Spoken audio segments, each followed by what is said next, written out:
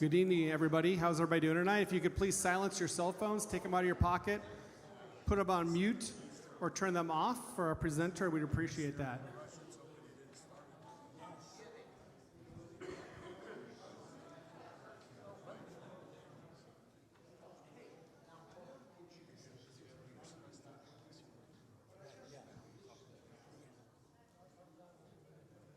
All right, I think we're getting everybody in the doors here. We have a full house tonight. It's great to see everybody. So if we'd start with Pledge of Allegiance. If you're able, please rise with me and join me in the Pledge of Allegiance. I pledge allegiance to the flag of the United States of America and to the republic for which it stands, one nation, under God, indivisible, with liberty and justice for all. Thank you. Please take your seats. I'd like to welcome everybody on this beautiful June day, historic day, obviously. Hopefully people have saw the ceremony on TV this morning. We'll talk about that a little bit more later. As always, we'd like to recognize our veterans, starting with our World War II veterans. I know we have at least two I saw come in the door. One right here, and three veterans. We have three veterans. Thank you. Four veterans. Four World War II veterans. That's outstanding. Thank you for being here tonight. Thank you for your service. Thanks. Let's say that again. Were any of them on the beach? Anybody on the beach from Normandy? USS Benning. Not on the beach. He was on the deck. Close. Awesome. Thank you for your service. As always, we want to recognize all of our veterans and their families for their service. We want to thank everybody for their attendance and thank everybody online because we're live streaming this as well, so thanks for tuning in. As always, we have donations through the Helmet Committee. When you walk out, World War II helmets that you can put a donation into if you're willing. And we also have coffee mugs for sale out near the book table that we have books for sale as well, book donations. So this day in World War II history, most people know that it's the D-Day invasion of Europe. Took place on the beaches of Normandy, France, and 400,000 Allied American, British, and Canadian troops were involved through that Operation Overlord. But before that, 2 years earlier, Japanese forces retreated in World War II in the Battle of Midway. The battle had begun on June 4th. And also, this day in World War II history, in 1985, in Brazil, authorities exhumed the body of Dr. Joseph Mengele, who is known as the Angel of Death of the Nazi Holocaust. All right, before we introduce our speaker, we have some upcoming events. The first, most of you know about, it's World War II weekend at Reading, and I'd like to invite Rich up to talk about that.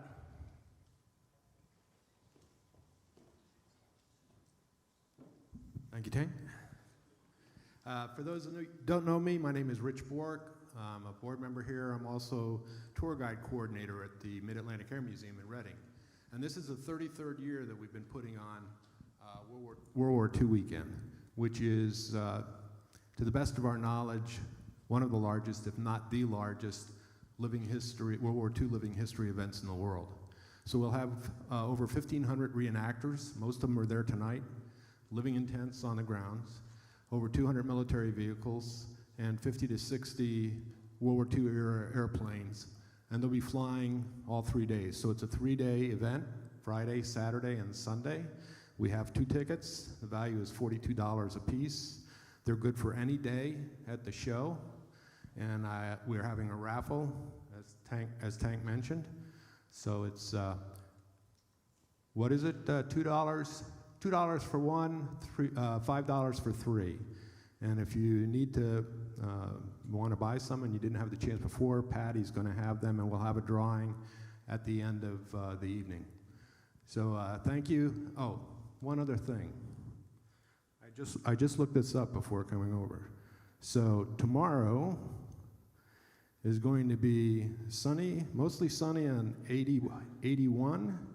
Saturday is going to be sunny with some clouds and 82, and Sunday is going to be cloudy in the morning and clearing in the afternoon with a high near 80. So there's no weather excuse not to be there. Thanks, sir. A couple of events coming up, and you might have seen them in the slides. We'll also post this on our Facebook page, but on the 6th of July, Heroes Grove Independence Celebration is going to be at Brightbill Park in Harrisburg. And then 19 to 21 July, Berwick World War II weekend in Berwick, Pennsylvania, about an hour from here. At the end of July, 26 to 28 July is military weekend at the World War II Experience Museum in Gettysburg. And then 14 to 17 September is Army Expo over at the Army Heritage and Education Center in Carlisle, Pennsylvania. For upcoming speakers, next month we have a couple things. First of all, it's a very special event, but it's also the first Thursday falls on the 4th of July.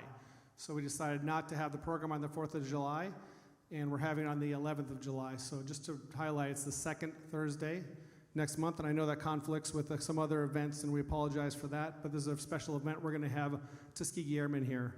Dr. Eugene Richardson, who is a pilot with Tuskegee Airmen, as well as Aaron Watkins, who is a Chinook pilot who learned to fly under a Tuskegee Airman.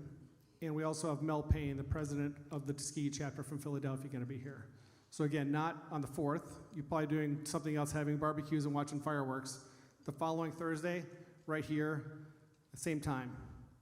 And then in August, we have Harry Miller, who's a 740th Tank Battalion member who was in the Battle of the Bulge. And so that, two great programs coming up with two World War II veterans. And as you know, we pressure we really appreciate that they're able to come and tell their stories to all of us. And now for our speaker tonight, Mr. Steve Snyder. Steve Snyder is a graduate of UCLA. He lives in Seal Beach, California. In 2009, he retired from Vision Service Plan after a 36-year career working in sales and sales management. He then began his quest to learn more about World War II and the experience of his father, who was a pilot in the B-17, Howard Snyder. And he was the pilot crew member of the B-17 Susan Ruth. It became his passion after 4.5 years of dedicated research, resulted in a book, Shot Down, which is going to be available, and I'll read an excerpt from that in a second. It has received 25 book awards. Steve is also president of the 306 Bomb Group Historical Association and on the board of directors for the 8th Air Force Historical Society. He keeps a very busy schedule, making presentations like the one tonight to all types of organizations and attending air shows all around the country and signing copies of his book. So, his book, Shot Down, the true story of a pilot, Howard Snyder, and the crew of the B-17 Susan Ruth. It's an Amazon #1 bestseller and recipient of more than 25 National Book Awards. It's set within the framework of World War II in Europe and recounts the dramatic experiences of each member of a 10-man B-17 bomber crew after their plane, piloted by the authors. Steve Snyder's father was knocked out of the sky by German fighters over French and Belgium on February 8th of 1944. Some men died, some were captured and became prisoners of war, and some men evaded capture and were missing in action for months before making it back to England. Their individual stories and those of the courageous Belgian people who risked their lives to help them are all different and all remarkable. Even before the dramatic Battle of the Air and the subsequent harrowing events on the ground, the story is informative, insightful, and captivating. Prior to the fateful event, the book covers the crew's training, their journey to England, what life was like on the base, as well as in London and in the English countryside, and the perils of the 8th Air Force flying combat missions over occupied Europe and Germany. Through personal letters, oral and written accounts, declassified military documents, and interviews, all from people who took part in events that happened over 70 years ago, even the German Luftwaffe pilot who shot down the aircraft, the stories come alive, adding to the feeling of being there. There are more than 200 time period photographs interspersed throughout the book. He's here in Pennsylvania to be part of World War II weekend, buy a raffle ticket at Reading, and he's graciously offered to speak to us tonight. Ladies and gentlemen, Mr. Steve Snyder.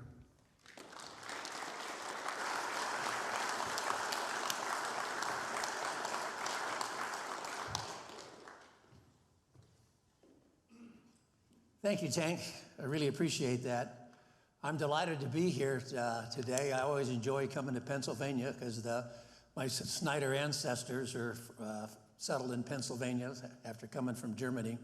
In fact, my 5th great-grandfather, Simon Snyder, was the 3rd governor of Pennsylvania. and after which Snyder County is named. My presentation tonight is really in three parts. So the first part, I talk about my dad before the plane was shot down.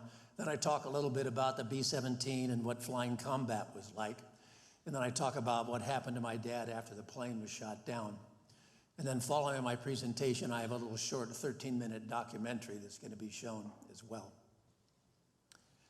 Growing up, I knew the basics of my dad's World War II history. I knew he was a B-17 pilot. He was stationed in England with the 8th Air Force. His plane was named the Susan Ruth after my oldest sister, who was 1 year old at the time that he went overseas. And he flew bombing missions over Europe, and on February 8th of 1944, his plane was shot down. And he was missing in action for 7 months, but he evaded capture and eventually made it back to England.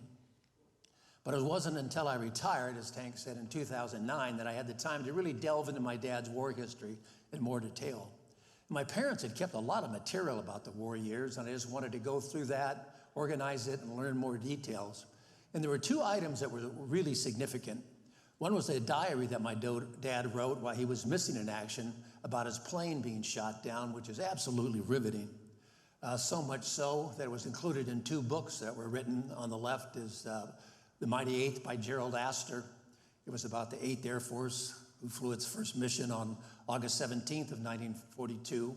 And the goal was to hit military and industrial targets to cripple Nazi Germany's ability to wage a war. The 8th Air Force got its moniker, the Mighty Eighth, from noted historian Roger Freeman, because of the number of bombers they could put up on missions, which numbered into the hundreds. And on December 24th of 1944, 2,000 bombers hit targets around Berlin, which is hard to even imagine, to have 2,000 bombers in the sky at one time.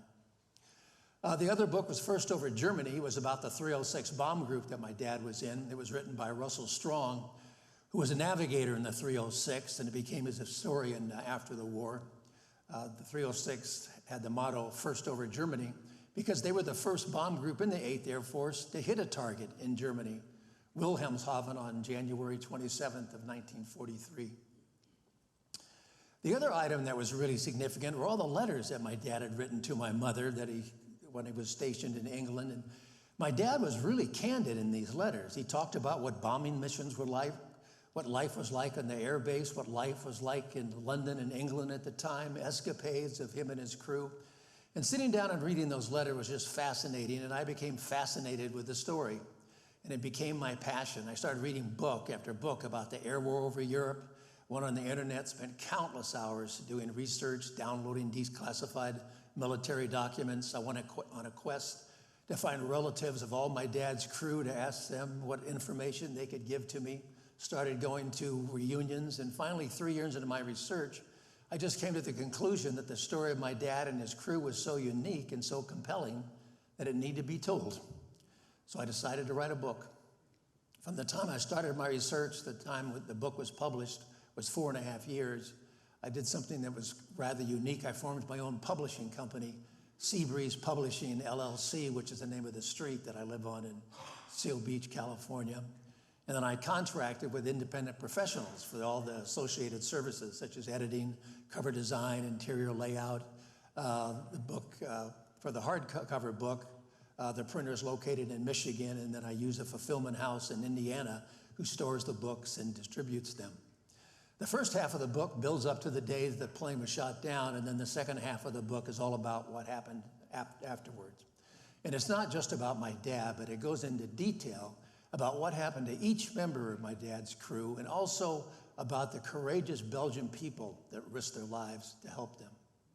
But I wouldn't have been able to have written the book if it wasn't for two Belgian gentlemen. On the left, you see my dad in his bomber jacket with Dr. Paul Delahaye. That picture was taken in 1994 at the 50th anniversary of the liberation of Belgium and of my dad's plane being shot down.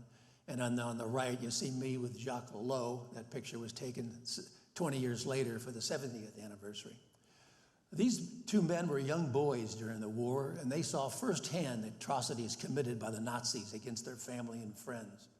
And later in life, they became local historians, and they interviewed Belgian people and members of the Belgium underground about events that took place involving my dad and his crew.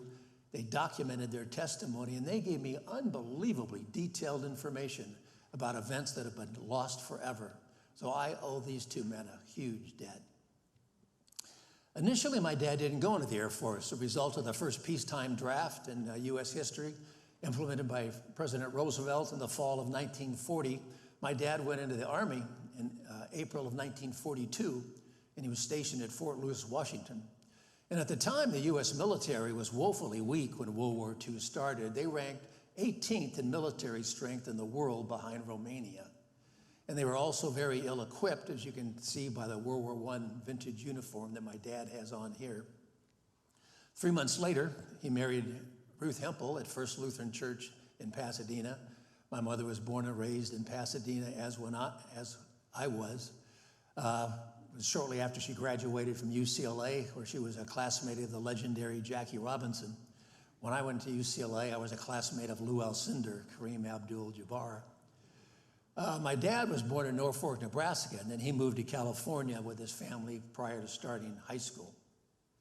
A few months later, on December 7th, a date which will live in infamy, Japan bombed Pearl Harbor and the United States was at war. Well, my mother was very fearful. The future was very uncertain. So she decided to go up and see my dad in Washington over Christmas. And 9 months later, Susan Ruth was born. Well, my dad was worried how was he going to support his family. He has a new bride, a baby on the way, and he didn't think he could do that very well on a private's pay in the Army. So he decided to volunteer for the Air Force where he could make more money, especially if he could make it through pilot training and become an officer. So he went through pre-flight training at Santa Ana Army Air Base, which is only about 20 minutes from where I live in California. And then he went through the various stages of pilot training. This slide's a little busy, but on the left-hand side, you see the three main stages of pilot training. First, you have primary training. And then if you're able to make it through primary, you went into basic. And pilot training was really tough. 40% of the cadets that started pilot training washed out. And they either became bombardiers, navigators, or perhaps gunners. Then after basic, they went into advanced pilot training. And that's when they separated the pilots out. They either went into single-engine planes, fighters, or twin-engine planes, which resulted in bombers or transports. Typically, the shorter pilots went into fighters because of their cramped conditions in the cockpit. My dad was 6'3", so they put him in twin-engine planes. But personally, I think it was based on personality as well. It seems to me fighter pilots are kind of cocky, have a big ego, risk takers, independent, whereas those bomber pilots tended to be a little more level-headed and team players. Here you see my dad in primary training at Santa Maria, California. This was a big day for him because it was the first time he soloed. Back then, you couldn't wear your goggles on top of your helmet until he had soloed. And you see he's smoking a cigarette there. I think everyone back during the war smoked cigarettes. Here you see the three different planes that he flew in pilot training. Up top in primary, he flew a Stearman biplane, and then the middle picture in basic, he flew a Vultee-Valiant single-wing plane, and then advanced training down below a twin-engine Curtiss-Wright AT-9. He graduated from advanced pilot training at Douglas, Arizona in April of 1943, where he earned his commission as a second lieutenant in his pilot's wings. And then he went on to transitional crew training, where he learned how to operate a 4-engine B-17 bomber. And then from there, he went to operational crew training, where he learned where the various members of the team or the crew came together and they learned to operate as a team. And then once deemed ready, they were assigned overseas to the European Theater of Operations. My dad and his crew reported to the 306 Bomb Group at Thurley, England, which is about 60 miles north of London, on October 21st of 1943. That's what the base looked like back then. The base is no longer there, but the surrounding countryside looks just the same. It's all rural farmland. Here, there is a nice little museum there, though, that holds, it looks small, but it holds a tremendous amount of artifacts, memorabilia, and stories and information. I've been there several times. Here you see the insignia of the 306 Bomb Group. In the 8th Air Force, there were three air divisions.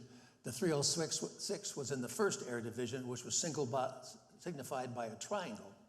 And then every bomb group had a letter designation. For the 306, it was H, So the triangle H was a designation for the 306th.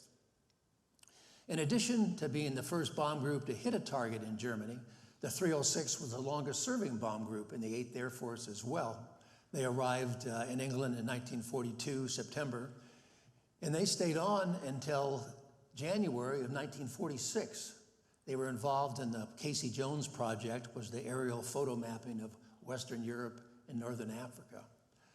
Many of you have seen the 1949 movie 12 O'Clock High starring Gregory Peck. That was based on a true story about the 306 bomb group. The fictitious bomb group in the movie, the 9/18th, was derived by multiplying the 306 by 3. Another distinction of the 306 is that their flight surgeon, Dr. Thurman Schuler, was responsible for convincing 8th Bomber Command General Ira Aker to implement a mission limit in April of 1943. Up until that time, there was no mission limit. And the morale of these combat crews was going into the tank because they realized they would never, ever make it home. They'd either be killed or be shot down and become prisoners of war. Dr. Schuler suggested a mission limit of 20. Aker set it at 25. But at least they had these combat crews had a light at the end of the tunnel and something they could shoot for and had some hope of making it back home. Every bomb group had 4 bomb squadrons. These are 4 bomb squadrons in the 306. In the upper left was the clay pigeons, so named by a journalist in England because they took more losses than any other bomb squadron in the 8th Air Force. And my dad was in the lower right fighting and biting squadron, and they had one of the best records of and least losses of any bomb squadron in the 8th Air Force. At one time, they had the record of 42 consecutive missions without losing a plane. And that was only broken after D-Day. By that time, the Luftwaffe had been wiped out. Here you see the ground crew. I always like to point out the ground crews. The combat crews got all the recognition and the glory, but these ground crews were the ones that kept these planes flying. After missions, they'd stay up all night, usually in very inclement weather, repairing battle damage, doing maintenance on the plane, replacing engines, replacing tires. And they took great pride in these planes, and they considered it their plane that they just loaned out to the combat crews occasionally to fly missions. So they were really the unsung heroes. Here you see my dad's crew. B-17 had a 10-man crew. You see 4 officers that are kneeling in front. My dad's on the lower left, and he was the first pilot, and as such, the commander of the plane and the crew. And then going across, you have the co-pilot, the navigator, and the bombardier. And then standing behind them are 6 enlisted men who were mainly gunners. 5 of these men made it back home, but 5 of them did not. That's not the Susan Ruth, that's just a B-17 that they took their picture in front of when they arrived at England. I would like to point out the nose art on the upper left. I love the nose art. It's interesting that the Air Force was the only entity that allowed their planes to be painted and named. The Navy didn't, the Marines didn't, nor did other countries. But the Air Force thought it could help the morale of these young guys if they could personalize their planes. And they were very creative in what they named and painted on their planes. Many times it was a cartoon character, but more often than not, it was a scantily clad or nude woman. After all, these guys were in their late teens and early 20s and were very, very young men. The 306 bomb group flew B-17s. The 1st Air Division and the 3rd Air Division flew B-17s. The 2nd Air Division flew B-24 Liberators. And it was nicknamed the Flying Fortress because the heavy armament they had in the plane. They had 13 50 caliber machine guns that could put out a tremendous amount of firepower. And also the B-17s could take a tremendous amount of battle damage and keep flying. Every plane had markings on its tail to identify them. Again, you see the triangle H of the 306 bomb group in the 1st Air Division. And it also had a serial number on the tail that was assigned by the manufacturer. The Boeing company designed the B-17 and produced 60%, but Lockheed Vega and Douglas Aircraft each produced 20% as well. There were 3 different models of the B-17 flown in Europe. First was the E model, but they only built about 500 of those, so it was quickly phased out by the F model. And then it was replaced in the fall of 1943 by the definitive B-17 model, the G model, which you can always tell by the chin turret underneath the nose. Here you see the crew positions on the plane. Again, this is the G model with the chin turret. You have the bombardier in the nose, then behind him the navigator, then the pilots above them, the flight engineer, then the bomb bay, then the radio operator, the ball turret underneath the plane, 2 waist gunners, and then the tail gunner. The bombs hung up on racks in the bomb bay, and it was really cramped in there. This boy's only 8 years old. That catwalk's 8 inches wide, so you can see how tight it is. It was more cramped in a B-17 than a submarine. And occasionally on bomb runs, these bombs would get hung up on the racks, which would require one of the crewmen to either kick it loose with his foot or get a wrench and knock it loose. And when those bomb bay doors were open, each looking 5 miles straight down to the ground, so that took a little courage to do that. Here you see the crew positions a little more clearly. This is the F model without the chin turret. The bombardier's first job was to drop the bombs accurately, but in the G model, when they were under attack, he manned the chin turret. Then you had the navigator who needed to know where they were and where they were going, and when under attack, he manned the cheek guns that were each side of the plane. Then above them, you have the 2 pilots, the first pilot in the left seat, co-pilot in the right seat. And you needed 2 pilots to fly these planes. These missions were 6 to 10 hours in length, so it was very tiring, both mentally and physically. They flew in tight formation, so they had to stay alert at all times, or else they could clip a wing on a plane next to them or run into a plane in front of them and go down. And also they had to continually fight the turbulence during the flight. They had the natural weather turbulence, which we've all experienced in commercial flight.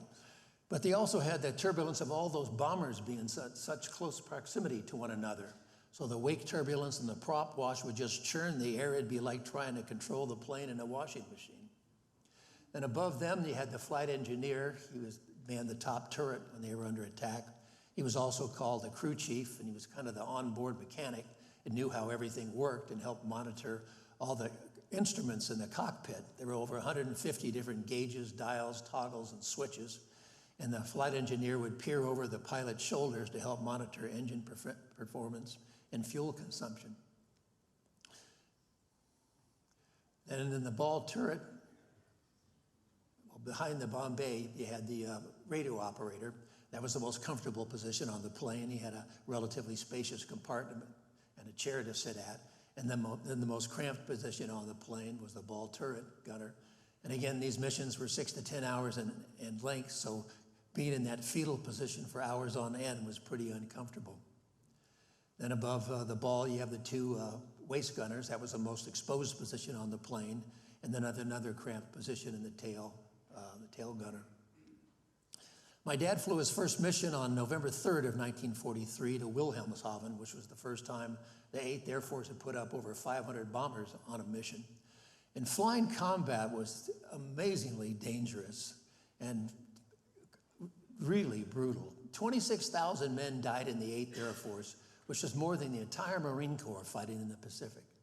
Another 28,000 men became prisoners of war after their planes were knocked out of the sky by enemy aircraft or anti-aircraft fire.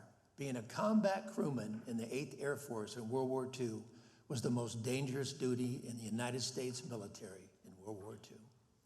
And it was dangerous from the time they took out to the time they landed. There were about 40 bomb groups located in England, an area called East Anglia, which was about the size of Vermont.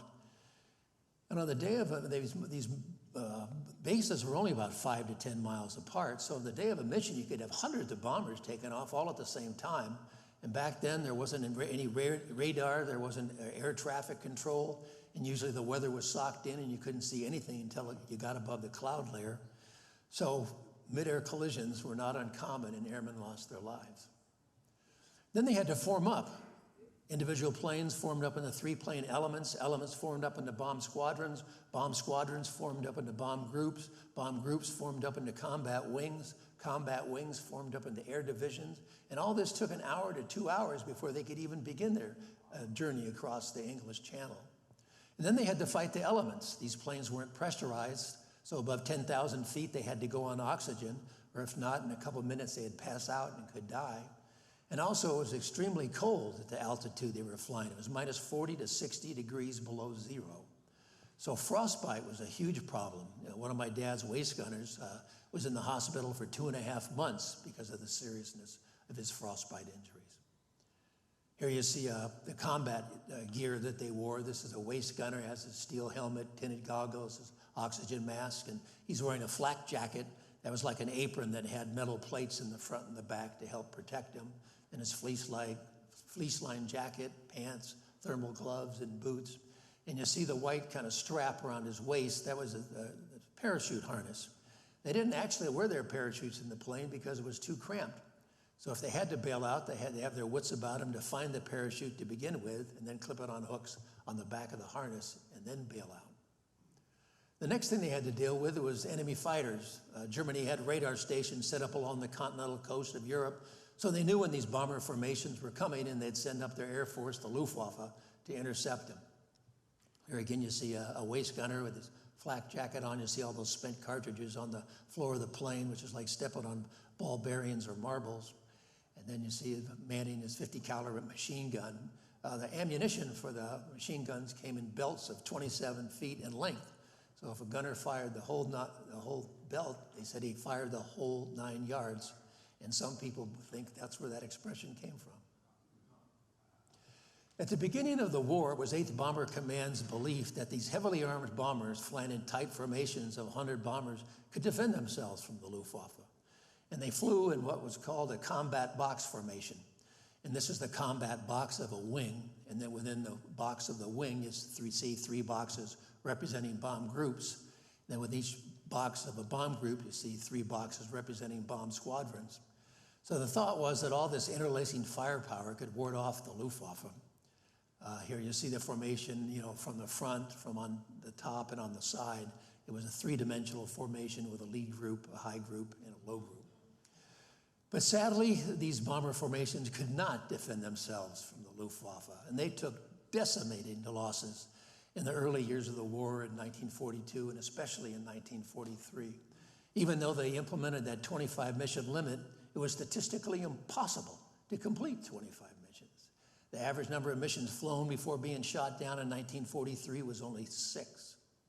And the losses culminated in the fall in October of 1943, when over a week's time, referred to as Black Week, 148 bombers were shot down, almost 1,500 men. The worst day was October 14th, Black Thursday, when they sent 291 B-17s to bomb the ball bearing factories at Schweinfurt, and 60 of them were shot down. 600 men lost. 10 of the 15 B-17s of the 306 bomb group were lost that day. Well, the 8th Air Force was in shock. There was no way they could sustain those losses, and they discontinued flying into Germany for the remainder of the year. It wasn't until right at the end of 43 and the beginning of 49 when external fuel tanks were added to the P-47 Thunderbolts and the introduction of the P-51 Mustangs that they finally had escorts could take them all the way deep into Germany to the targets and escort them all the way back. The P-51 Mustangs were particularly effective. By the time D-Day rolled around, June 6th, they had wiped out or decimated the Luftwaffe. And by the time D-Day rolled around, the Allies had not only air superiority, but air supremacy. This particular P-51 that you see is owned by Tom Cruise. It was in the movie Top Gun Maverick. They keep it at the Planes of Fame Air Museum in California, about 40 minutes from where I live. The next thing they had to deal with is anti-aircraft fire. This is a flak gun. Flak was the abbreviation for the German word for aircraft defense cannon. And these were deadly weapons. They fired 20 shells a minute, and they were calibrated for the shells to explode at the same altitude that these bombers were flying. And these shells were filled with all different shapes and sizes of razor-sharp metal called shrapnel that would burst out hundreds of feet and easily penetrate the skin of these bombers. It was so thin you could just take a screwdriver and just poke it right through it. From a distance, they looked like innocent black puffs, but when these formations got into that killing field, those puffs got louder. The explosions became deafening. If a shell exploded near the bomber, it would just violently rock the ship. If a bomber was hit directly, it would basically just disintegrate and disappear. If it knocked off a wing, that bomber would just plummet to the earth. My dad said even though it was so cold at that altitude, he'd be sweating profusely and his clothes would be dripping wet from the adrenaline running through his body. When they neared the target, they reached a pre-designated point called the initial point, or the IP, where they started their bomb run. And at that time, the first pilot gave control over the plane to the bombardier, who flew the plane through the Norden bomb site. It was tied into the autopilot of the plane. And it was a revolutionary device at the time. It was an analog computer that could calculate various factors, such as the speed of the plane, the altitude, the plane was flying, wind speed, wind direction, so they could accurately drop the bombs. And they were very secretive about it too. The bombardiers had taken an oath to defend this with their life. But little did the U.S. know at the time that the Germans knew all about it. They had a spy, Hermann Lang, in the Norden bomb site factory and knew everything about it. Here you see the bombardier looking through the crosshairs of the bomb site. And when he released the bombs, he'd yell, "Bombs away!" And that would signal the first pilot to take control back of the plane.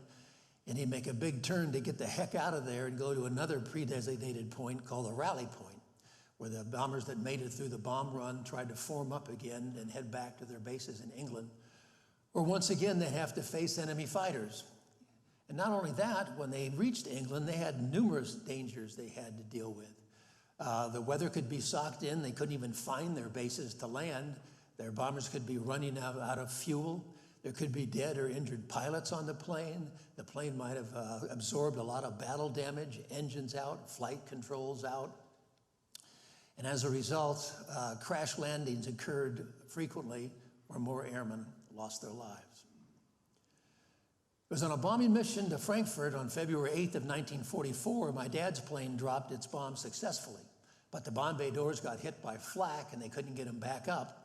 And the result, that caused a drag on the plane. They lost airspeed and they fell behind the formation, heading back to their bases. And they were singled out by two German Focke-Wulf 190 fighters. And the ensuing air battle, the Susan Ruth, was shot down. But both those Focke-Wulf German fighters were shot down as well. One was piloted by Siegfried Merrick. His plane crashed and he was killed in the plane. The other was piloted by Hans Berger, who was able to bail out. One day when I was doing my research, my wife Glinda said, "Well, why don't you try to find the German pilot that shot down your dad's plane?" And I'm thinking, oh, brother, she's so naive. She has no idea what she's talking about. It could be impossible. But like a good husband, I did what she told me to do, and I found Hans Berger. And fortunately for me, became a translator after the war, so he speaks perfect English. And I found out from Hans that the gunners on my dad's crew shot him down at the same time he shot my dad's crew down. They shot each other down. And Hans gave me some wonderful insight that's in the book about what it was like to go up against the mighty 8th Air Force. I mentioned that the book goes into detail about what happened to each member of the crew. I don't have time to go into each member of the crew tonight. You're going to have to buy a book to find that out. But after my dad bailed out, he came in down in these trees right at the French-Belgian border. And his parachute got hung up on the branches, and he was dangling 20 feet off the ground, and he couldn't get down. But fortunately for him, a couple young Belgian men, Henri Franken and Raymond Dervan, came to his rescue before the Germans got there. This occurred early in the afternoon. They went back to the farmhouse, got a ladder and a rope, helped my dad down, and they told him to stay put and hide because they thought it was too dangerous to move him during daylight with German patrols combing the area looking for these guys that had bailed out. This is the tree that they helped him down. That's Henri Franken. He sent this picture to my dad after the war. And as Tank mentioned, there's over 200 time period photographs in the book, so you can visualize everything you're reading about. Many that were taken by Belgian people, either sent to my dad after the war from his helpers, or that were provided to me, sent to me by Jacques Lelot or Paul Delahaye. So that night, they took him to the Dervan farmhouse. That house is still there today. Those trees are in France. The house is in Belgium, so it's right at the border. And he only stayed there one night because, again, they thought it would be too dangerous for him to stay there any longer than that, again, with those German patrols in the area. So the next night, a Belgian customs officer, Paul Tilcan, came on a tandem bicycle to take him to a safer location. and they headed out in the middle of the night, pitch black. My dad said it was drizzling, kind of miserable. My dad had some shrapnel wounds in one leg, so he could only pedal with his good leg. And they came to a hill, and they couldn't pedal the bike any further, so they started pushing it up to the top of the hill. When they got to the top of the hill, there was this building there, a little cafe, cabaret. This is what it looked like in 1994. The light was on, music was playing, people were laughing, and all of a sudden, two German officers come walking out with two young French girls, and one of them comes up to my dad, puts his arm around him, and asks him for a light for a cigarette. Well, my dad's petrified. He can't speak German, and at that time, he couldn't speak French, but Paul, knew what they wanted and lit the guy's cigarette, and they let him go on their way. My dad said these German officers were too drunk, or as they used to say, schnockered, and too interested in these young girls to pay much attention to a couple guys pushing up a bike in the middle of the night. And from there, my dad was moved from place to place to place. How long he stayed at any given location depended on how brave the people were who lived there and how dangerous the Belgium underground thought it was for him to stay there. He might spend one night, he might spend 6 weeks. Here you see my dad with some of his Belgium helpers. He had many more than this. But this gives you an example. They stuck a beret on him to help him try to blend in with the locals, but he was 6'3", so quite a bit taller than any of the local Belgians. And the people who hid my dad, or any down thereman for that matter, were unbelievably brave people. They risked not only their lives, but the lives of family and friends. Because if the German secret police found out about it, the Gestapo, they'd be arrested, tortured, and either sent to a concentration camp or shot. And some of the people who did help my dad and other members of my dad's crew did meet that fate. Here you see a couple women that my dad stayed with for lengthy periods of time. On the left is Ghislaine Bayou. It was with her and her husband Maurice that my dad wrote his diary. And on the right is Jeanette Guedin. Her husband was a captain in the French army who was captured in 1940 when Germany first invaded the lowlands and was a POW for the remainder of the war. It was very stressful for my dad in hiding. He was almost discovered several times, and those that are described in the book. But to begin with, his plane was attacked. It's on fire. He's got to bail out. He comes down in a foreign country, has no idea where he is, doesn't know what happened to his buddies on the plane, can't communicate with the U.S. military. He's being helped by total strangers who can't even communicate with one another. My dad had a little French-English dictionary in his escape kit. And any of these people could be a collaborator and turn him over to the Germans. We'll talk about one time that he was almost discovered. This was at the Bayou House in Charleroi. At nighttime, there was a loud pounding on the door, and Maurice told my dad to get up on the roof, and then he'd come back and get him once the Germans left the area. Well, they never left the area. My dad spent the whole night up on the roof. And I've been in this house, and you can't see it from this angle, the photo, but there's a little tiny window in the attic that you have to squeeze through to try to get up on the tile roof, which is really a steep pitch. I can't even imagine doing that, but he was up there all night. Finally, word came that the Allies landed at Normandy on June 6th, and my dad decided to get back into the fight. Unlike most airmen, he had that year's experience in training in the infantry, so he knew how to fight on the ground. And he wanted to join the French resistance. His helpers tried to talk him out of it because it'd be too dangerous. You could die fighting, being killed, or if the Germans captured him, he would have been shot on the spot as a terrorist. But he felt there were other Americans fighting and losing their lives for their country and fighting for freedom. And he thought it was his duty to get back in the fight. The safest thing for him to do, and the most logical thing, would just be to stay put, hunkered down, and wait till the U.S. armies came up through France and liberated the area. And I don't know how many people would have made the decision that he did, because that took a lot of courage and a lot of bravery.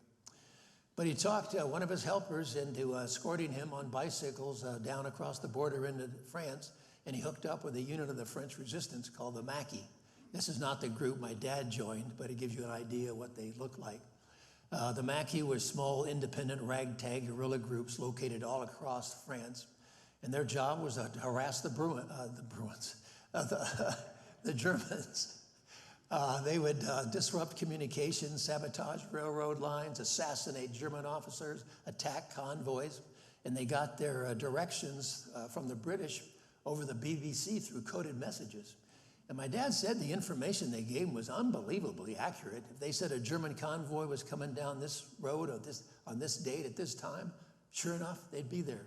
And that was a result of the British cracking the German Enigma code and knowing everything that the Germans were up to. This is the farmhouse in France that they stayed at. Here you see my dad in front of it. That picture was taken in 1994. And he stayed in that tower where you see those two windows. On one occasion, it was early morning, he just had his skivvies on, shaving cream, and he looked out the windows and saw a German patrol coming up the road. So he jumped out these grain windows in the second story and then hightailed it into the woods and tried to escape so he wouldn't be caught. Who took this picture and how it ever got back to my dad, I'll never know, but this is my dad fighting with the French resistance 80 years ago. And there's a number of encounters that are in the book of the Mackey group attacking convoys, which are pretty thrilling. Right there in front, jumping out of the Jeep in the white light clothes. Finally, word came that there were U.S. troops in Trélone, France. It was September 2nd of 44. 7 months after he bailed out, we went into the town square, went up to an army major. It was an element of Patton's Third Army, which had come up through France after D-Day. He identified himself. They interrogated him to make sure he was who he said he was. And then he caught a ride on a convoy taking German prisoners to Paris, and then hopped on a transport and got back to England, where he sent a Western Union telegram to my mother saying, back at base, fit as a fiddle, bank the money, honey, because he had all that back pay coming.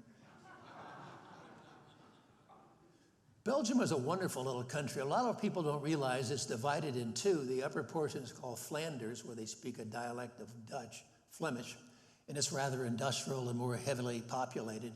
And then the lower half is Wallonia, where they speak French, and it's all rural farmland. I don't think my pointer's going to work here, but oh yeah, right here is where really all the action took place, where the plane came down. Actually, my dad and the plane came down in Belgium, and the other guys that were able to bail out came down in France, and they were brought back across the border into Belgium, either by Germans who captured them or the French resistance. And then my dad was heading in Charleroi for a while, and then that French farmhouse where the Mackey group stayed in Trélone, France, where he was liberated right around here. The Belgian people are wonderful people. To this day, they are so thankful and so grateful for the Americans and the Allies coming to their rescue and liberating them from 4 years of Nazi occupation and Nazi oppression. And they do a great job of educating the younger generations as well. In 1984, Dr. Delahaye formed the Belgium American Foundation to remember and honor events that took place, and they've erected a number of memorials in the area where they have celebrations. But the big celebrations always surround September 2nd, when this area of Belgium was liberated. And they're wonderful events. This is a poster from the 70th anniversary. They last several days, and they erect these big tents that is just a portion of one that seats hundreds of people. And they have band concerts and dances and dinners and lunches, and everyone has a fun time. The local volunteers dressed in period outfits, and the local beer Chimay just flows, and everyone has a grand time. But they have solemn occasions as well when they have ceremonies at various memorials in the area. This is the memorial at Cendron, which is right at the French-Belgian border, where the U.S. 9th Infantry first crossed over from France over the Wartoise River into Belgium to liberate the country. All the villagers come out, all the dignitaries, local dignitaries make speeches.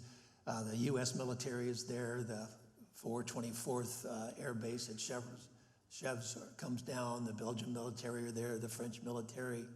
The U.S. ambassador to Belgium comes down with an entourage. They're just wonderful, very moving and emotional events. And again, you can see here those young people up in front to signify and make so they realize the importance of these events. Like most World War II veterans, my dad didn't talk a lot about the war until they erected a memorial to my dad's crew in 1989 in Mackinac, Belgium, was right near where the plane came down. And my dad and 3 other members of his crew that were still living at the time went over for the dedication. And there my dad was reunited with all these Belgian people that hid him and revisited these places where he was hiding. And it brought it all back, and he started talking about it. Here you see my dad at the day of the dedication. The man with the beard is Dr. Delahaye, my dad in his red, white, and blue tie. And then next to him is Jeanette Godin, who I showed you in that earlier picture.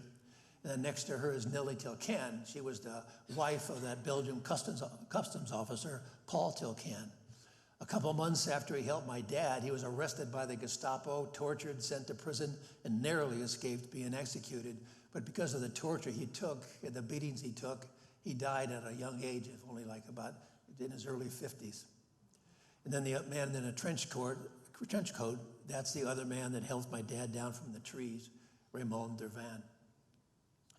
I've been to Belgium 6 times. I made my first trip to Belgium in 1994 with my father and my parents. And that's when it became personal for me, because I went around and saw these places firsthand. You see, I'm on the left, my dad, my mother, Ruth, and then that's my other sister, Nancy, in the picture. She was born when my dad was missing in action. So that was really tough on my mom, because here she's back home. She has a 1-year-old Susan Ruth and an infant baby Nancy, never knowing if she'd ever see her husband again. On 2 of the occasions, I've traveled on to Munich, Germany, to visit that German Luftwaffe pilot, Hans Berger, who shot down my dad's plane, and we became friends. He said it was unfortunate that they had to be shooting at each other, but it was war, and he would always say we weren't all evil Nazis.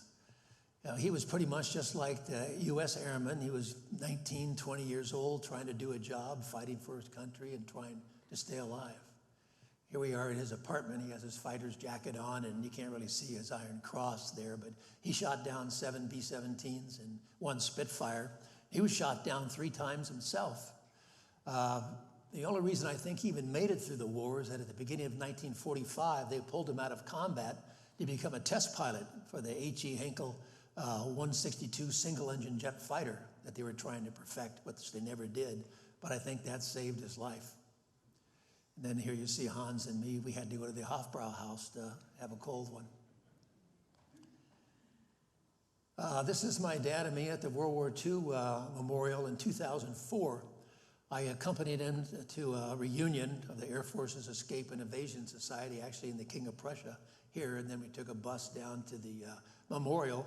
It was before it was officially dedicated. He wanted to see the memorial before he died. And that was the last trip he ever took. He died 3 years later in 2007. He wasn't the last crew member to die, but he was the oldest at 91. And today, all the World War II veterans are in their late 90s or over 100. At the end of the war, there were 16 million veterans, and as you can see from this graph, it's a little old, but that's been declining rapidly, and now there's only about 100,000 of these men still with us. There was no other event in history that affected more people than World War II. 60 million people died, millions more were wounded, millions more were left homeless and displaced. It changed the course of America and the world forever. And the brave young men who fought and died for freedom are without doubt the greatest generation. And their sacrifice must never be forgotten. It's our duty to remember. Thank you.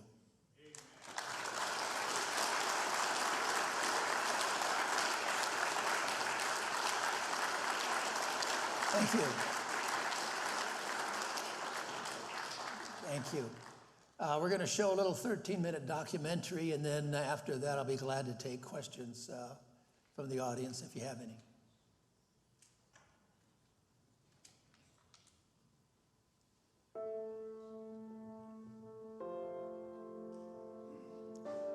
Like most World War II veterans, my dad didn't talk a lot about the war. Growing up, I knew the basics. I knew he was a B-17 pilot. His plane was named the Susan Ruth. He flew bombing missions over occupied Europe. And on February 8th, 1944, his plane was shot down.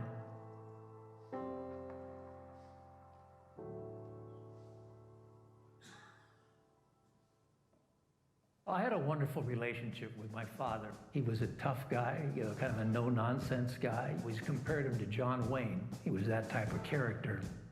My parents grew up in an area with tough times. They went through the Depression, and they were tough people as a result of that. World War II came along, and there was no other event in history that affected more people.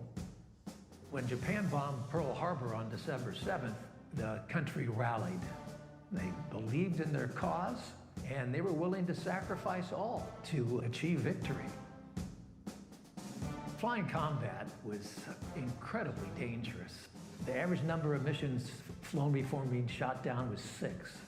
For these guys to keep going up, on mission after mission, knowing that the next one could be their last, took a lot of bravery and a lot of guts. I got shot down on my 8th mission. I was up in the air and 2 phone calls came in and they shot the heck out of us. Remember, they came in about 1 o'clock. They just made one pass. Everything blew up. 2 of my men were killed in the plane. 2 evaded capture. I was one of them, and my tail gunner was the other. And then 3 of them got down safely, but they were picked up by the Germans and they were interrogated, and then they were marched out into the woods and shot in the back of the head. 3 Belgian farmers saw the chute open, and they came running over, and they threw me a rope, pulled me up to the tree, and got me out of the tree. And one of them took me off into the woods and hid me. They were different personalities, of course. Some of them were brave, some of them were scared to death. The ones that were scared of hiding you, they'd move you pretty quick. The ones that weren't scared, you might stay there 6 weeks. They risked not only their lives, but the lives of their family and friends. If the German secret police, the Gestapo, found out about it, they'd be arrested, tortured, and either sent to a concentration camp or shot. And some of the people that helped my dad and his other members of the crew met that fate. Word came that the Allies had landed at Normandy on June 6th, so he knew they'd be coming up through France to liberate that area. His Belgian helpers accompanied him over the Belgian border into France and joined up with a unit of the French resistance called the Maquis. They would disrupt communications, sabotage railroad lines, attack convoys, assassinate German officers. And so he fought with them for a couple months. The very first hours of the 2nd of September 1944, few jeeps of the Reconnaissance Party of the 60th Infantry Regiment crossed the border, and there the Belgian population were waiting for the liberators. They were waiting that for 4 long years, and they saw the liberators coming in, and they were waving, they had flowers. It was very happy days for all people of Belgium. Word came that there were U.S. troops in a nearby village of Trélone, France. So he walked into the village, into the town square, up to an army major. My dad identified himself, and that ended his 7 months of missing in action.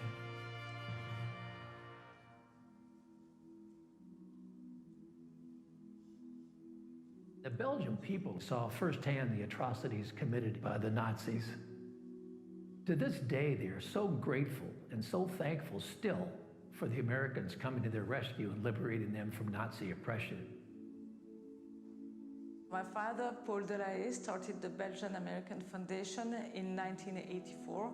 It was for the 40th anniversary of the liberation of Belgium. The GIs who had been killed deserved the right to be honored and to receive homage from us because they gave their life for us. Every year they have ceremonies at these various memorials that they've erected in the area on the anniversary date of those events. But the big celebrations are always on September 2nd, the anniversary date of the liberation of Belgium. Your father came the first time in 1988. I remember him when he came the first time because we were very young. So that was the Americans. We had never seen Americans, so that was a bit crazy. In 1994, I took my first trip to Belgium with my parents. There was an event. There were hundreds of people in this hall, and we were a little late arriving. My dad walked in, and the entire place stood up and started applauding, and it was really moving. You know, they treated him like he was the president of the United States. I'll never forget it. And I got a whole new appreciation for my dad because, you know, I knew these stories, but, you know, you hear the stories, but, you know, they're not that personal to you. But when you're there and you've seen these places where the events took place, I've been in rooms where my dad was hidden. He was right here. He climbed out this window to get up on this roof. You know, the history is preserved right there. The locals really saved my dad's life. It's a war we fought together. He came here to liberate my country. Why wouldn't I help him? I corresponded with them from the time I got back to the States until they died. They're wonderful people. They're brave people. I mean, they risk their life to keep you from being captured.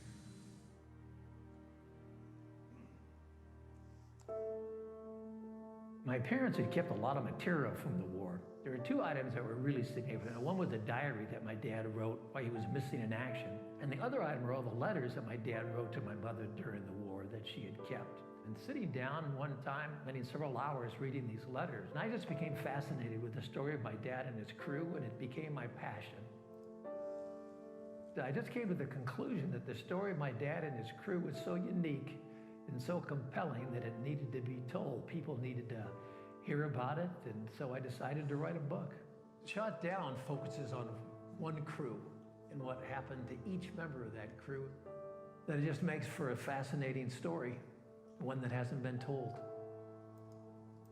All that the U.S. military knew was that my dad's plane was shot down by two Focke-Wulf German fighters.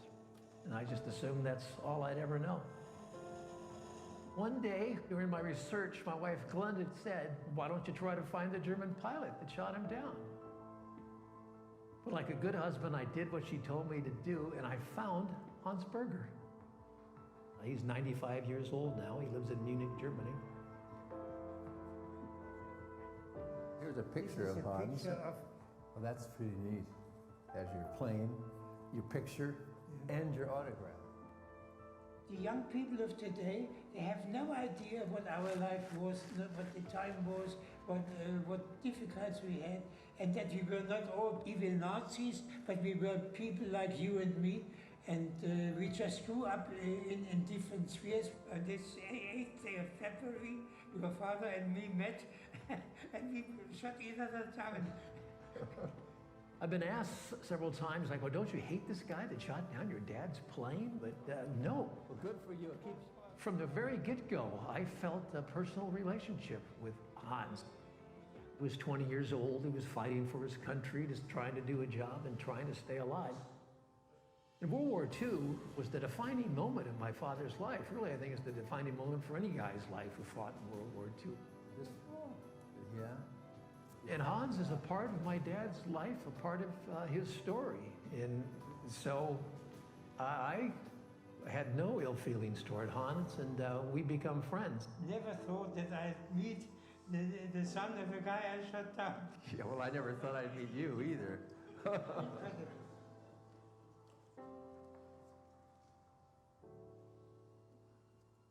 I know the facts, but more want to know the why or how he felt, because I never asked him about it until it was too late. Miss him?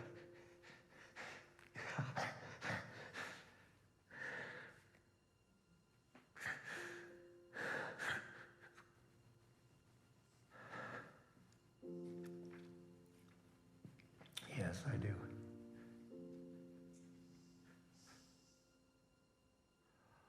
He was a great man.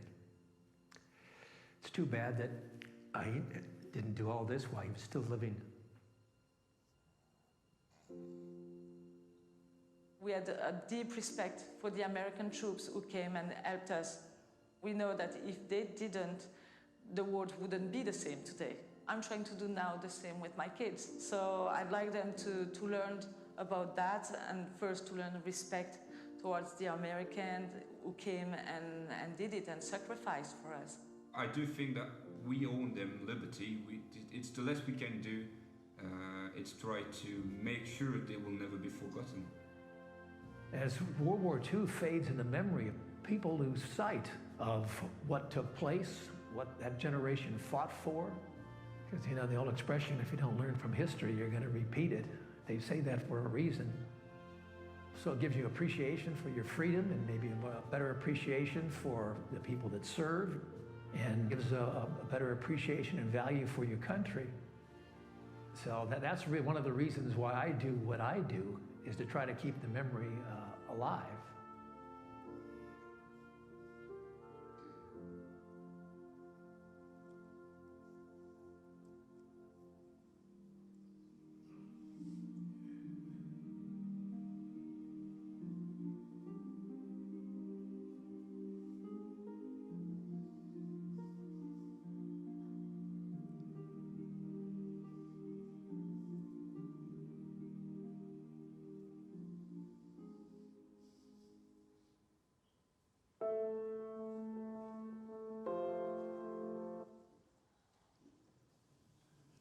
So if anyone has any questions, I'd be glad to answer them. One thing I didn't mention, I hope to, I'm going back to Belgium this fall for the 80th anniversary of the liberation of Belgium, and I had hoped to visit Hans one last time, but sadly Hans passed away this last January 20th at age 100, so I won't be able to see him again.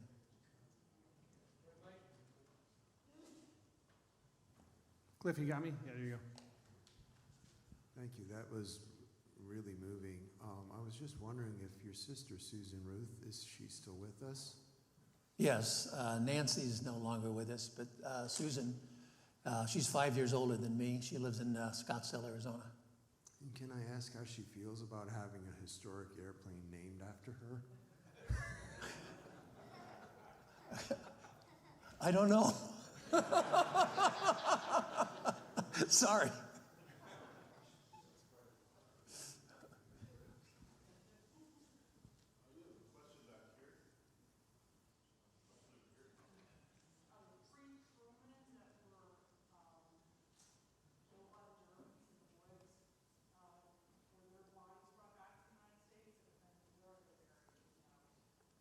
Well, actually, there are more down there in the story that are involved and who were killed. And half of them were brought back to the States, and half of them are still buried in Europe. One is buried at Ardennes American Cemetery in Belgium, and 4 of the men in the shot down story are buried in Margraten at the Netherlands American Cemetery. I noticed the one photograph of the grounds crew, and I was trying to count the number, and I got into like 28 or 29, but I don't think I counted them all. How many were in a typical ground crew to support the 10 people in the plane? Yeah, in that picture, there's a few more people than were in the actual ground crew. But I think it was about 13, if I remember correctly.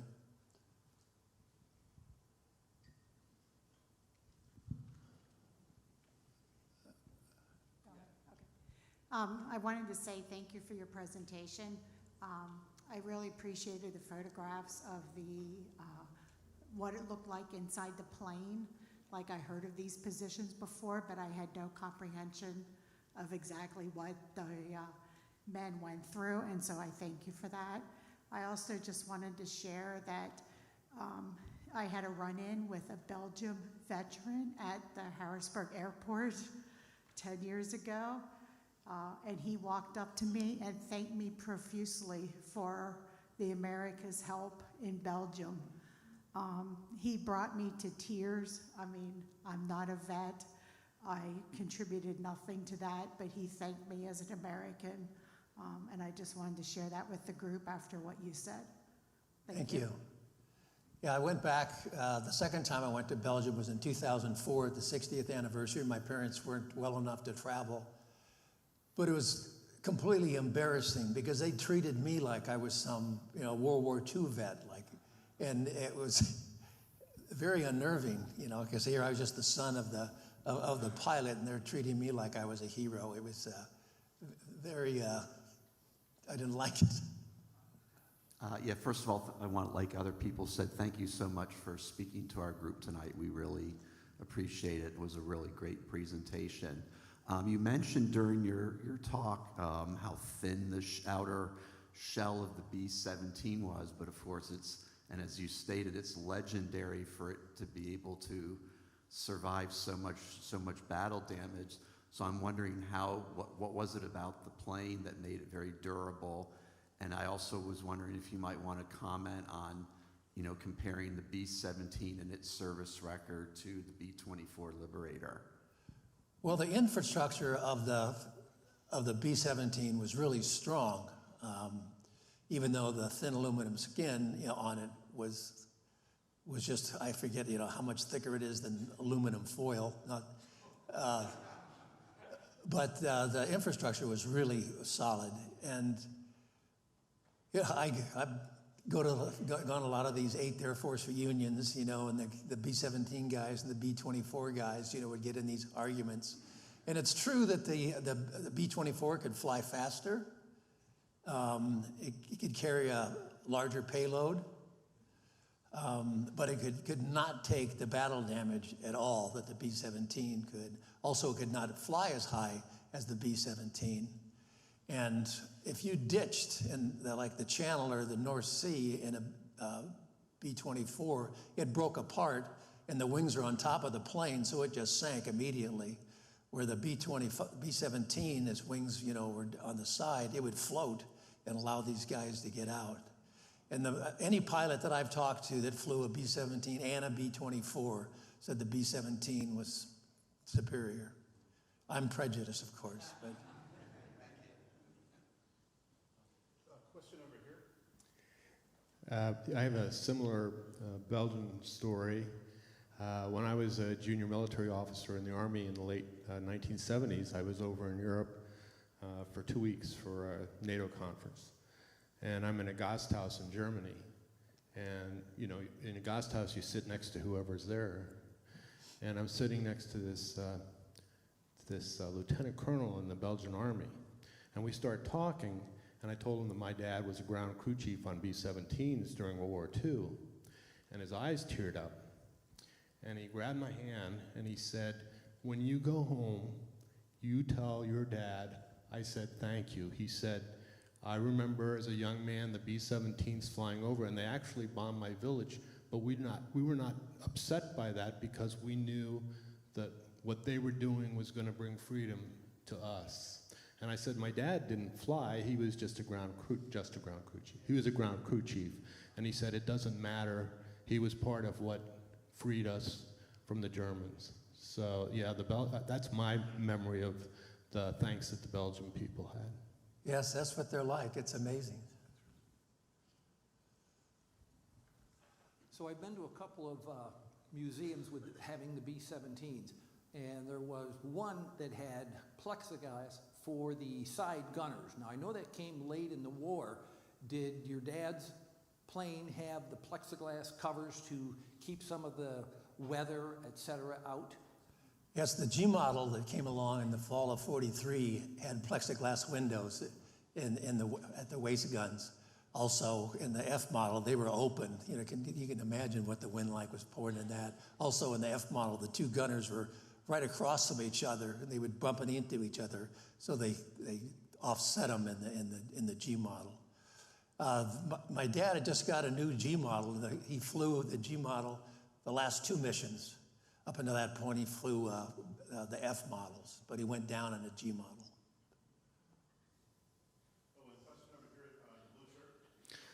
Thanks for your presentation. Were you able to discover any information on the wreckage of your father's plane? And also, throughout his saga, was he able to hang on to any of his flight gear or any sort of memorabilia from the flight? When the plane went down, the Germans surrounded it because they needed scrap metal, and they recycled it, and so no one was able to get really close to the plane. They did get some local Belgian people some parachutes that they made dresses out of, baby clothes, a wedding gown, handkerchiefs. They did get some plexiglass. In fact, they made little crosses that they sent to my mother and my grandmother, which my wife and sister have now. But other than that, no.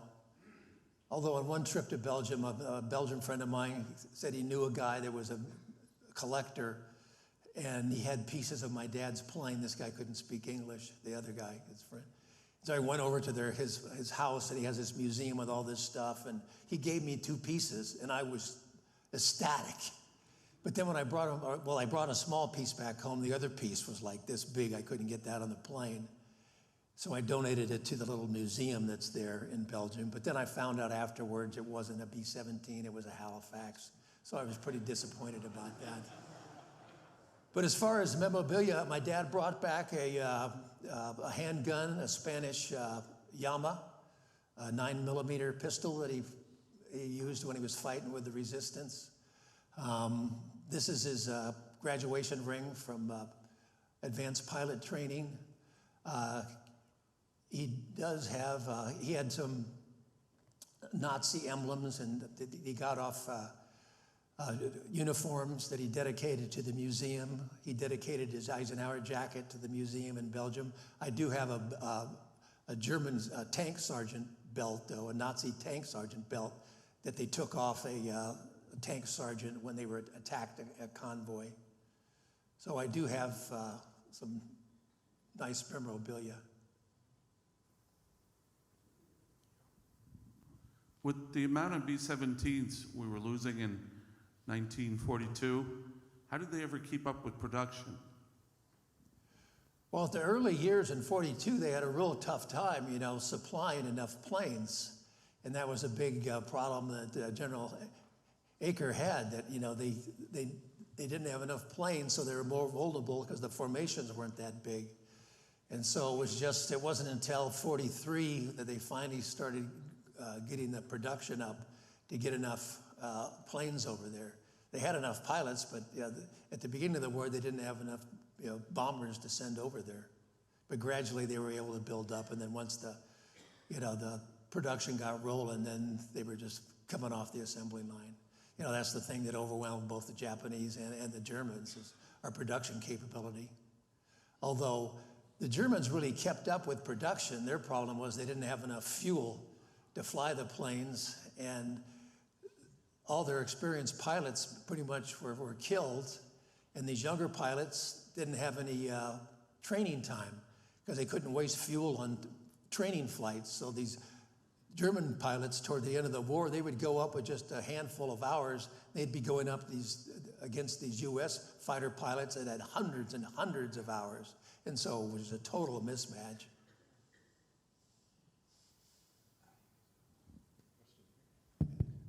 My dad was a supply sergeant with the 8th Air Force, and I wonder if you would happen to know if a supply sergeant was assigned to a plane, or were they just general supply for the whole squadron? Or I don't know for sure, but my guess would be that they would have to be assigned to a squadron. Yeah. So they'd handle that whole squadron. So my dad would never talk about the war, and my sisters and I always wondered, you were just a supply sergeant, you didn't see combat or anything, so why were you reluctant to talk about it? But then over the years, I've come to understand that they would know these crew members. They would see a plane go over the horizon and crash and into a big fireball, and they'd see the planes come back with people all shot up and the plane missing wings and stuff. And so I understood finally. Yeah, because a lot of those bombers were not a lot, but a significant number, crashed on takeoff and lost the whole 10-man crew. Or these planes coming back, injured or killed, and they called it sweating out the mission. All the guys back at the base, they would wait for these bombers to come back. You've probably seen this in movies where they'd send 20 planes out, and they would count them to see if there's 20, and then there's only 13, and they did know those guys and had friends, so it did affect them without a doubt. Yeah, I was wondering how many people or how many of the crew bailed out with a parachute, or did they all crash land? No one was in, excuse me, no one was in the plane when it crashed. 2 were killed in the plane and the other 8 bailed out. And something different happened to each one of those 8 guys. So we've been advertising Masters of the Air. I know a lot of people haven't seen it because it was on Apple TV and it was difficult to watch for some people, but what was your impression of the show? I imagine you've seen it? Oh, yeah. Okay, good. Yeah, I should have asked you that ahead of time. I watched every one as they aired. The greatest thing I think they did was to show what it was like to fly combat missions, the terror and the chaos in the plane when they were flying those missions between the flak exploding and the enemy fighters. Some of the things, unlike Band of Brothers, they didn't have that good of character development.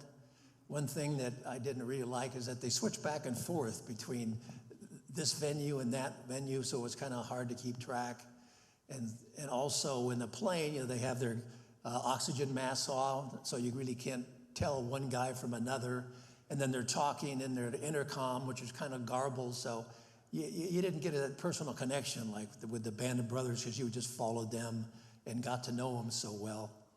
And then they did certain things, like they put in the Tuskegee Airmen that did not fly with the 8th Air Force. They were with the 15th Air Force in Italy. But the thing that kind of threw me off to begin with was Austin Butler, because I don't know if many people have seen the movie Elvis, but he played Elvis in the movie, and he talked just like Elvis Presley in this World War II movie. Then I was going, wait a minute. But it was very good. And then, well, they really didn't touch on what shot down is about, and that's all what happened about these guys that were shot down and missing in action for months and months, and interacted with the resistance in the underground. Did many of these guys, we got red mic and blue mic. There you go. Give me a second. Knowing that these guys flew together, they became family members. Did the surviving ones, did they also, after the years, go to the families of the ones that died? And did they let them know, or did they, spend Christmas time with these families?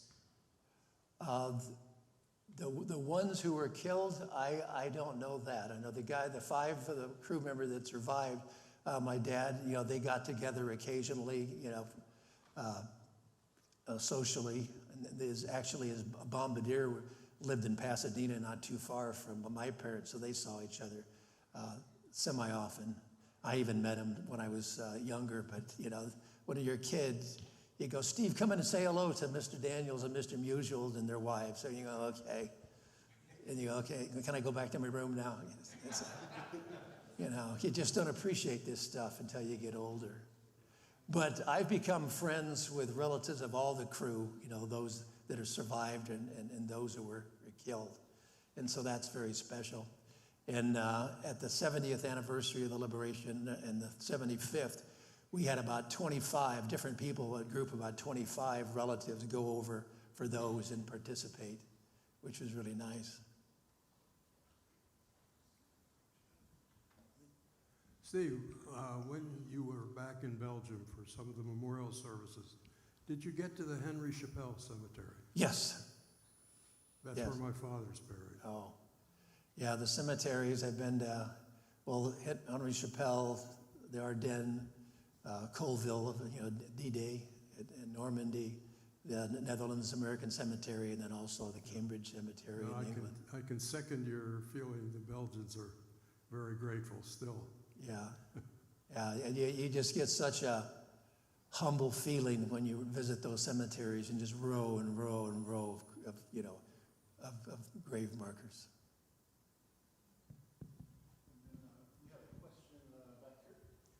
Yes, like everyone, thank you so much for a wonderful presentation.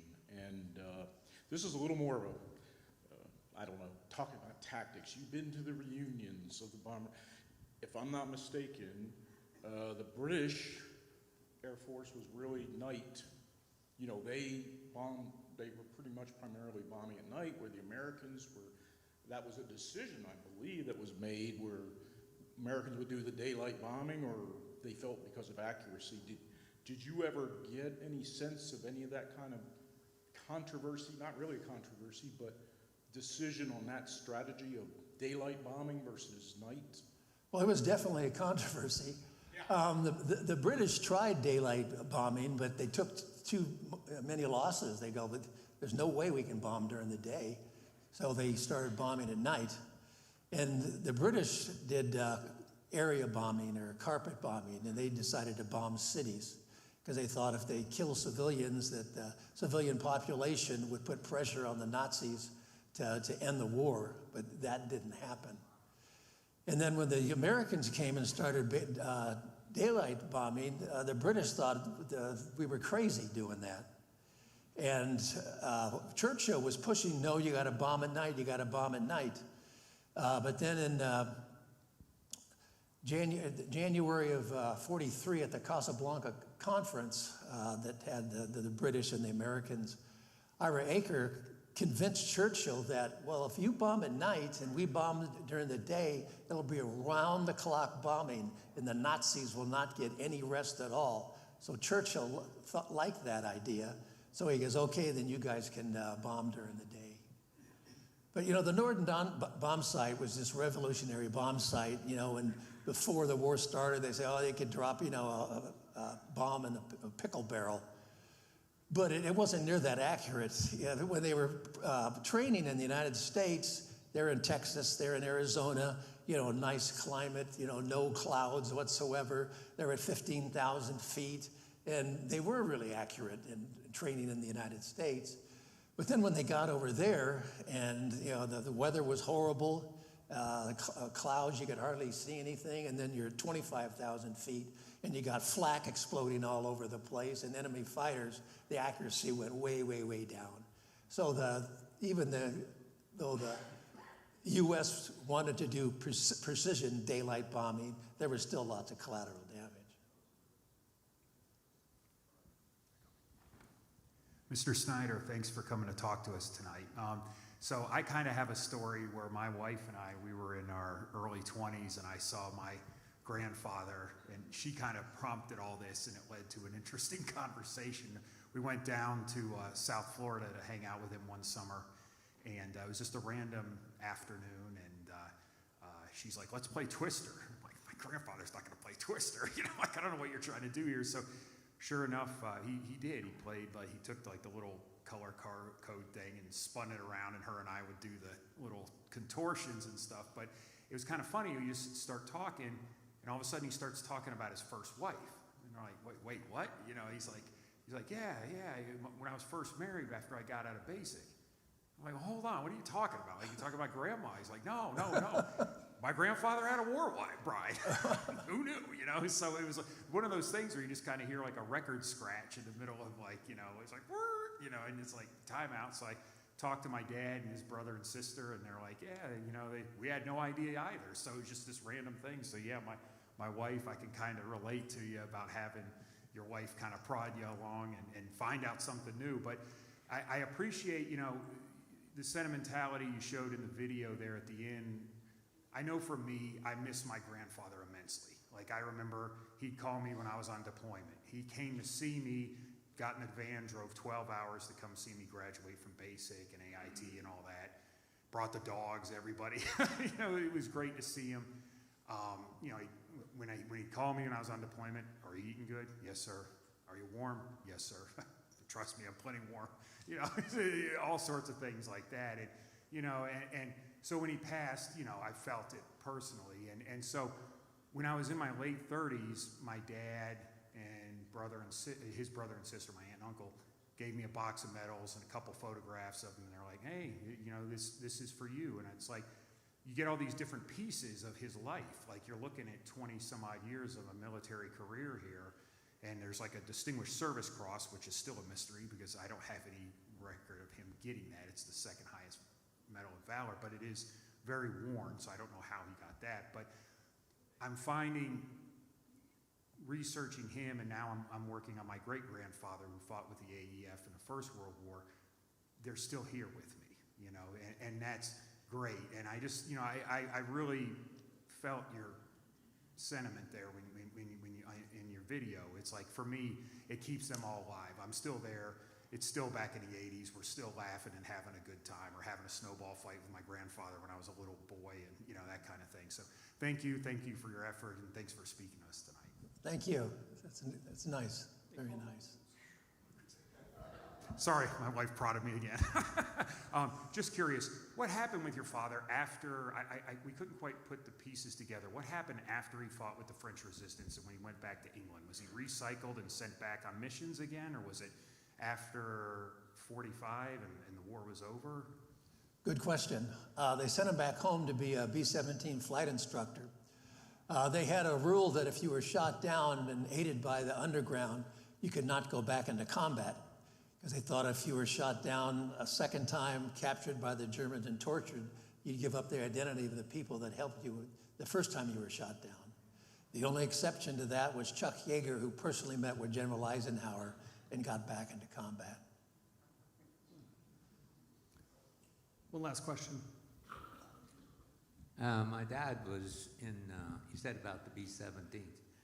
My dad was at Mountain Home, Idaho, and one of his jobs was, he was the guy, I think B-24 or B-26, I'm not sure which. They would fly around the B-17s, and they put a target out the back on a cable and let the gunners shoot at the target. Yeah. And he had some stories. Okay, we're going to do the raffle before we do our gift and final announcements. Might need a hand here. You mind taking one number out first?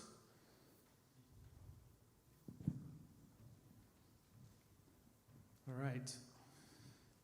It is 26911-056. Winner. One winner. You need to validate that. And our second ticket goes to 039. I have 039? I better check my pocket.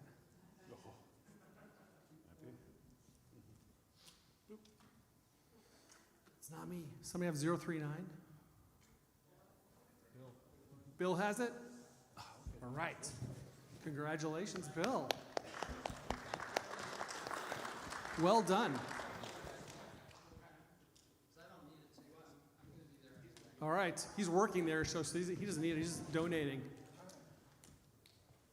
And by the way, Steve's going to be at the air show all 3 days, so you can get his book outside tonight signed or for the next 3 days. Ticket 012. 012. Last 3 digits, 012.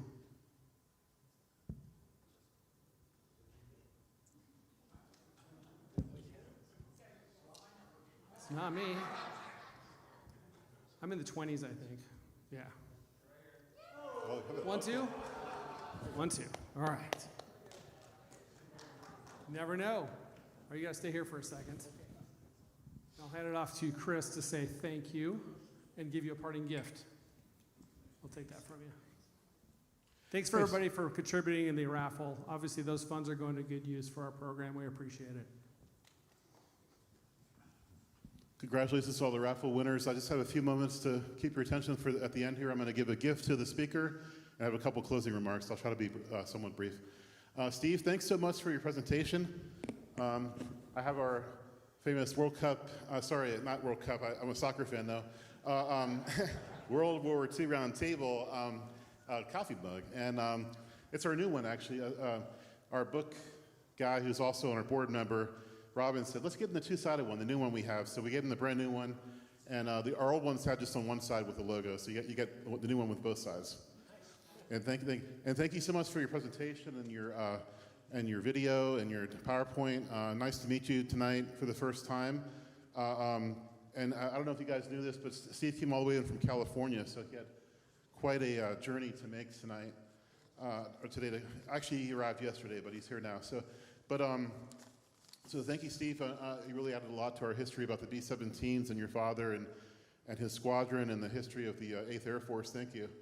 Thank you so much. And like Jeff said, Steve will be at the air show. I know a lot of you are going to go to it. I plan to go to it, probably a lot of you as well. I know definitely some of you are, because you told me, some of you. But anyway, you'll have a chance to say hi to Steve at the hangar at the air show if you go there this weekend as well. Just a few more words. Our next speaker, thank you. Steve's going to go. He's going to go in the back to sign some books then. Yeah. Steve will be at the back to sign some books. Just a few more words. Next month, July 11th, as Jeff said, Dr. Eugene Richardson, Tuskegee Airman. I don't know if we've ever had a Tuskegee Airman, not that I can recall, hearing about or being there for, so I think it's a new thing for us, and that'll be remarkable. We also have August 1st, World War II veteran, U.S. Army 740th Tank Battalion, only fighting at 16 because he went in underage in the Army, 16 years old. Can you imagine fighting the 1st SS Panzer Division, SS Adolf Hitler Division at 16 years old and coming out alive through that? He'll be there on August 1st for us. And thanks to all the veterans once again. Thanks to our founder and president, first president, Bill Jackson. Thank you, sir. And thank you for your loyalty for always coming to our meetings as well. We want to also, thanks to all our board members, thank you, and our volunteers. Our helmet committee guys are in the back with the blue shirts on and the helmets. And if you want to be so kind as to give us a donation tonight, we'd appreciate that. Not required, but we would appreciate it if you can, if you want to help us out with our expenses. And so I want to wish you a good night. And if you go to the air show, maybe I'll see you over there. Otherwise, I'll see you next month. Thank you, guys. Have a good night. Thank you.